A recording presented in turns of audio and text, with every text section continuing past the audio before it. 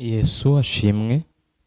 Turabaramukije bakunzi ba televiziyo Ijambo ry'Agakiza TV. Imana ibahezagire kandi Imana ibahe umugisha. Ni mwene so Aroni Nsengiyumva ngarutse kugira ngo tuganire ijambo ry'Imana. Ariko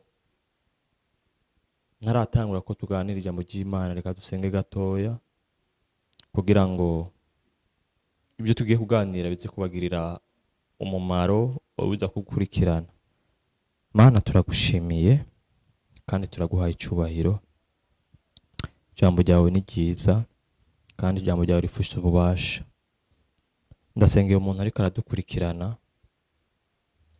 n'uzopfunga ino audio naho hazoheza imyaka n'iyindi, azagira icyo ayikuyemo.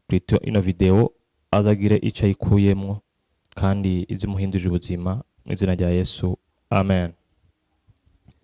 Nongere ndabaramutse kandi Imana ibahezagire. Nitwa Aroni Nsengiyumva. Nkunda Imana. Imana ni papa.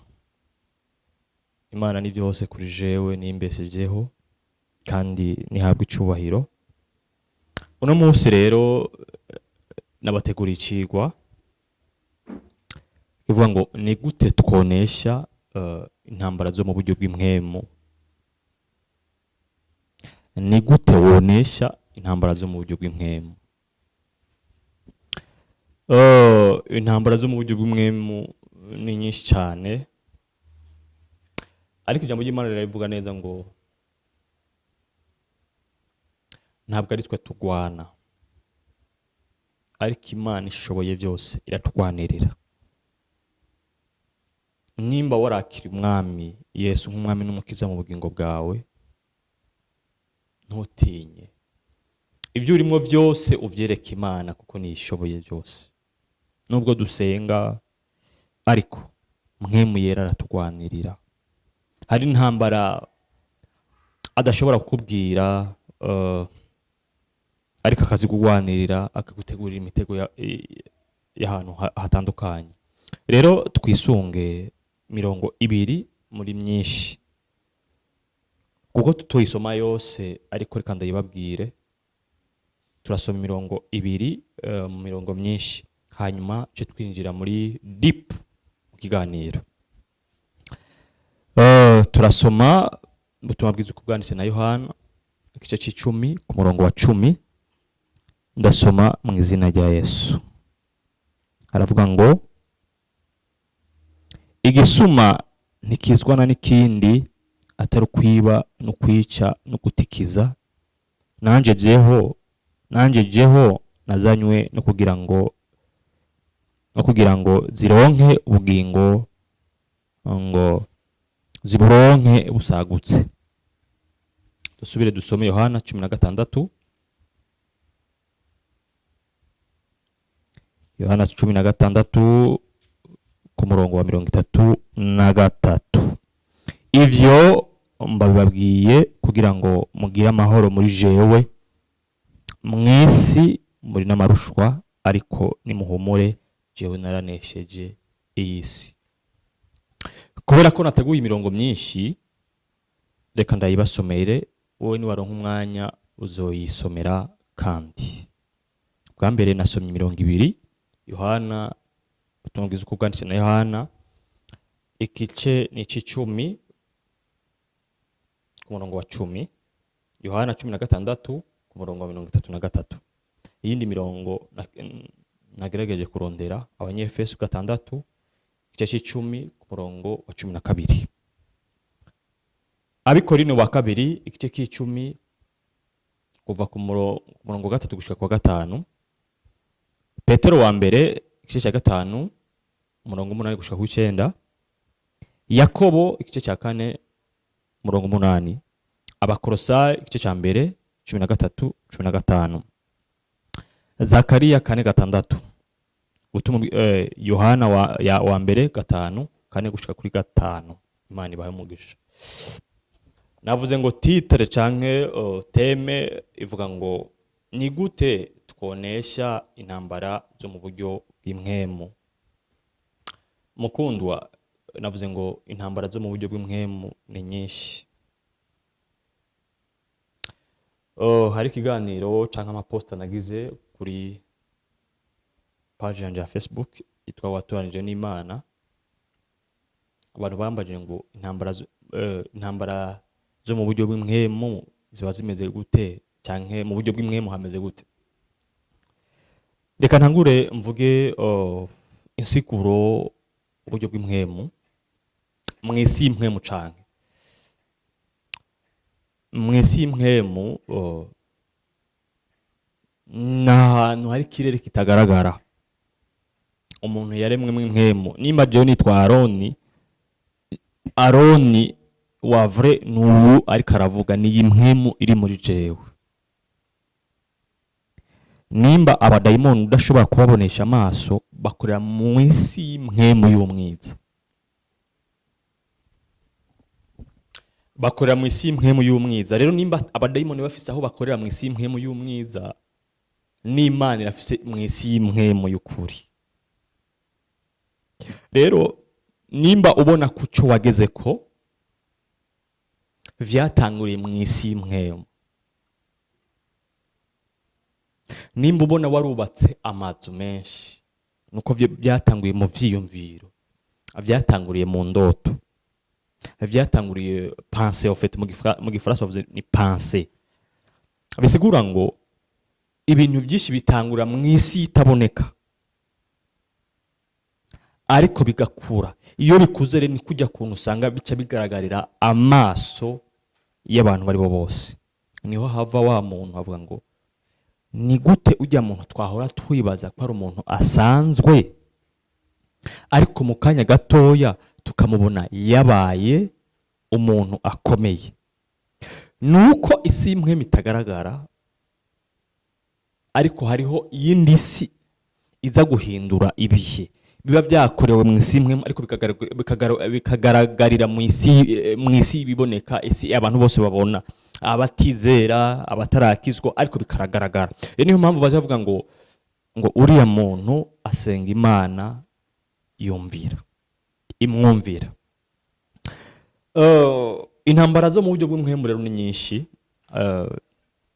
kandi intambara zo mu buryo bw'impwemu kugira ngo uyineshe no kuba wasenze.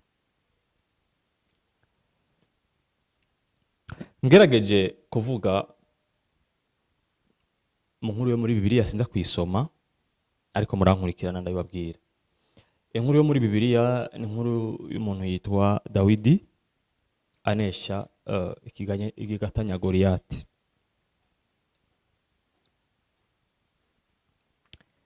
Kugira ngo ushobore kunesha, kugira ngo ushobore gutsinda ikintu, nuko mw'isi y'imwemu uba wabirangije. Ni kuvuga uba wanesheje Satani.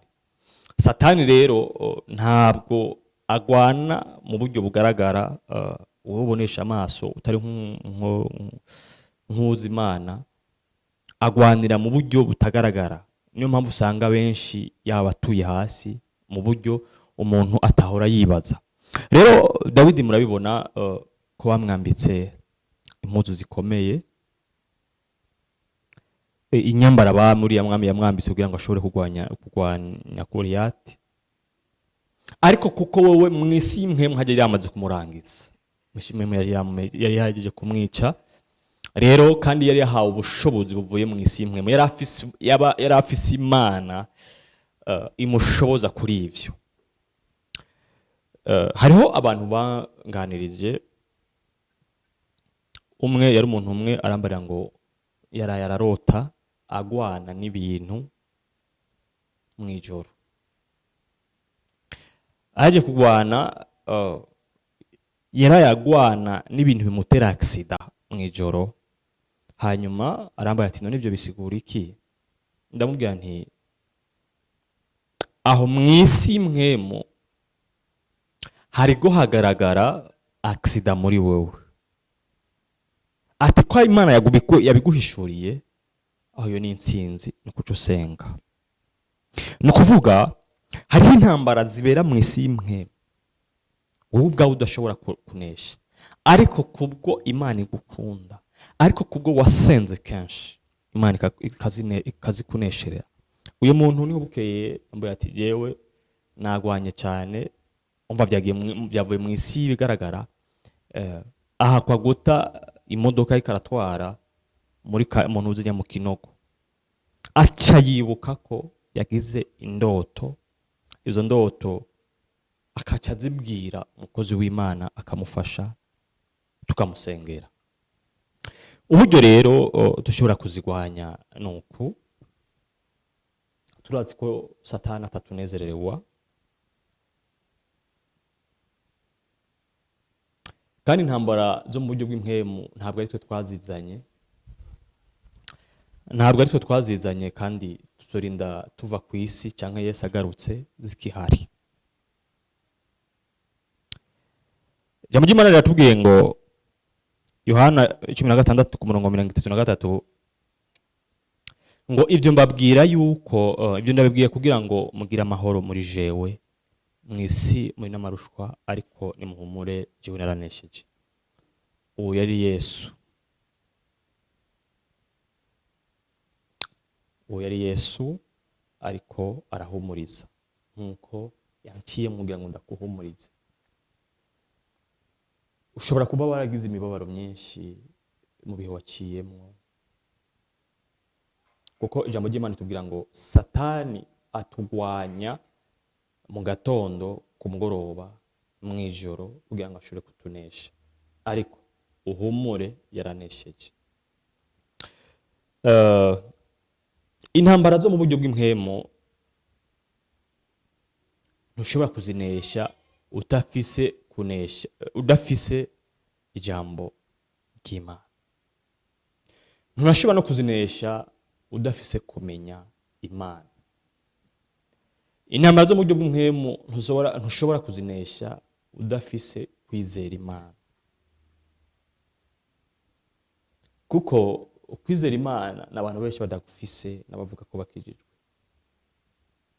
Abandi bizera Imana bivanye n'ibyo bafise, ubutunzi bw'isi, amodokari, amafaranga, ariko kwizera Imana suco bifatiwe. No kuvuga ngo wizera Imana mu gihe c'amagorwa, mu gihe c'ubutunzi, mu gihe cy'ibihe bikomeye, ariko ukabandanya uyizera. Nakuvuze ngo mukundwa, ngo ntushobora kunesha intambara zo mu buryo bw'impwemu udafise Imana muri wewe, udafise ijambo muri wewe. Ariko ijambo niryo byose, ngo nimuhumure naranesheje. No kuvuga Imana yo irazi ko dufise amarushwa, kandi irazi ko duca mu bihe bikomeye, ariko kamiduhumuriza. Satani ntagira n'igihe na kimwe azoreka kuza kugenderera kugira kunesha, ariko ikintu cya mbere ngenda kubwira uzomuneshesha no kwizera Kristo, ukamwizera Yesu. Numara kumwizera azobona kutari uwiwe, kuko mu isi impwemu aratuzi. Wowe uri kurankurikirana arakuzi kuri umukozi we, arakuzi n'urugezo ugezeko. Nkunze kubwira abantu cyangwa guhanura abantu, ntidushire imbere amazina cyangwa amatitre, kuko ntaca amaze mu isi y'impwemu cyangwa mu buryo bugaragara. Cyase kuvuga ngo Imana cyangwa Satani ntacyo bishobora guhindura ku muntu kubera titre afise, oya namba na gatoya. Ariko ikintu kiza guhindura, kiza kugira igihe, kiza guhindura kugira, cyase kuvuga ngo kiza guhindisha agashitsi Satani, ni Imana iba muri wewe, n'amasengesho aba muri wewe, ni ijambo ry'Imana iba muri wewe. Hari undi muntu yambwiye ngo iyo usenga ugasoma ijambo ry'Imana unesha imitego myinshi ya shetani cyangwa ya Satani. Kandi iyo usenga cyane Satani aragutinya. Iyo baba ari kuzimu, ari nko mwijoro, arabona antenne y'umuntu asenga. Rero ntuzi urondere kugwanishwa titre iniriya kugira ngo ushobore kunesha Satani. Satani bamuneshesha ukwizera ijambo no gusenga. Negana kwereke kungene ubushobozi igituma Satani atambaraga afise nubwo ashobora kugerageza gutera ibibazo abantu. Akaroro nagenda guhe, iyo ufashe kinju ajya amazi tunwa twese ya kinju ugashiramwo intete z'ibigori maïs ukabishiramo, mwese murazi yuko inkoko zikunda ibigori. Inkoko rero iyo ije inkoko nk'akarorero ikaza ikanoba ku iyo kinju, yo ibona ko iriko iranoba ikigori. Kubera iki? Iyo kinju iri transparent. Iyo kinju iri transparent, ariko kubera iyo kinju ifise ububasha bwo kuproteja icyo kigori, iyo nkoko ntishikira. Niko Satani agerageza gutera abantu b'Imana. Iyo uri mu gikiriza canke iyo wufikishije ubwiza bw'Imana, Satani arakurondera akanobagura aho uvuye, akakurondera uburyo bwose ntagushikire. Mukundwa, ntutinye. Satani nta bubasha gufise ko uri wamaze kwizera Kristo. Nakubwiye ngo ikintu kihari cyo kumunesha nuko wizera, kizera Imana data wa twese. Uhejeje kwizera Imana ucutera intambwe y'ijambo. Uhejeje gutera intambwe y'ijambo, gusoma ijambo ukarimeditako. Uhejeje gutera intambwe y'ijambo no gusenga mu mpwemu no mukuri. Kuko ijambo ry'Imana rivuga ngo hari abadasenga mu mpwemu no mukuri, ariko ijambo ry'Imana rivuga ngo igihe kiza kandi gishitse niho abasenga data bazomusenga mu mpwemu no mukuri. Rero birasaba ko usenga mu mpwemu no mukuri. Rero ukumenya ivyo vyose navuze niko kuzotuma tunesha intambara zo mu buryo bw'impwemu. Ni nyinshi, ariko Satani iyo udendebukiwe gatoya aragufata. Notanga nk'akarorero kamwe. Iyo umuntu ariko arajabuka ikiraro afise nk'impungenge, indani mu kiraro mu mazi cyangwa mu kiyaga hakaba hariho intare, plutôt crocodile. Iyo ufise impungenge cyane, no kuvuga iyo ufise ubwoba, ntushobora guca aho hantu, kuko iyo urimbukiye mu gatoya zikurya. Cyase kuvuga ngo wewe uri mu Mana birasaba kuba mu yandi majambo ko ukomera, kuko no mu Banyesirayeli hari abantu benshi batashoboye gushika mu isezerano, kuki ntibari bashoboye kuba ntibari bashoboye gukomera. Rero ndaguteye intege wewe wizera Imana, ijambo ugiyumvire, kuko ijambo nibyo byose. Isi yaremwe kubera ijambo, ubayeho kubw'ijambo, ivyo ugezeko ni kubera ijambo ry'Imana. No kuvuga ijambo ni byose. Rero kugira ngo tuneshe intambara zo mu mpwemu nuko ukamenya Kristo ninde, ukamenya n'ububasha Satani afise. Ariko ndakwibutse ko yaneshejwe ameze nka kurya k'umuntu akeneye abantu atwara, ariko yaramaze kunesha.